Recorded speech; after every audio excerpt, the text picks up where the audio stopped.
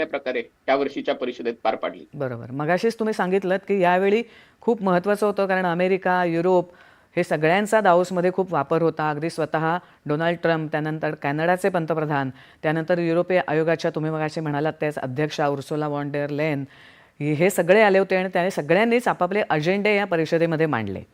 तर त्या सगळ्या अजेंडांचा दरवर्षी ते येतातच असं नाही, जागतिक राजकारणाच्या संदर्भात काय महत्त्व आपल्याला सांगता येईल? काय परिणाम होईल त्याचा?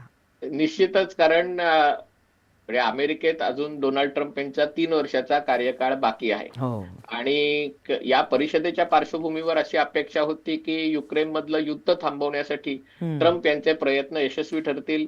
गाझा पट्टीतलं युद्ध थांबलेलं आहे, पण त्याच्या पुनर्बांधणीसाठी ते प्रयत्न यशस्वी ठरतील.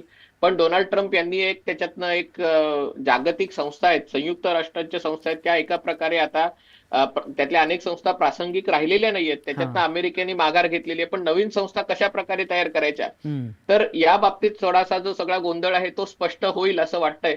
दरवर्षी तिथे नेते येतात, पण यावर्षी हे प्रमाण खूप जास्त होतं. खूप मोठ्या संख्येने लोक आले होते. मला वाटत नाही की त्याच्यामध्ये सगळ्या प्रश्नांची उत्तरं मिळाली, पण निदान त्याच्यातलं अमेरिका आणि डेन्मार्क यांच्यामधलं किंवा अमेरिका आणि युरोपीय देशांमधलं जे युद्ध होतं, कारण ग्रीनलँडमध्ये युरोपीय देशांनी जे अमेरिकेची मित्र राष्ट्र आहेत, नेटोमध्ये एकमेकांचे सहकारी आहेत, त्यांनी एकमेकांविरुद्ध सैनिक तिथे ग्रीनलँडमध्ये उतरवलेले, किमान हे युद्ध टळलं आणि संवाद आणि अमेरिकेने या देशांवर लावलेले कर आहेत ते मागे घेतले गेले. ही त्यातल्या त्यात आशादायी बाब आहे, पण अजून अनेक प्रश्न, गंभीर प्रश्न असेच बाकी आहेत. बरोबर आहे.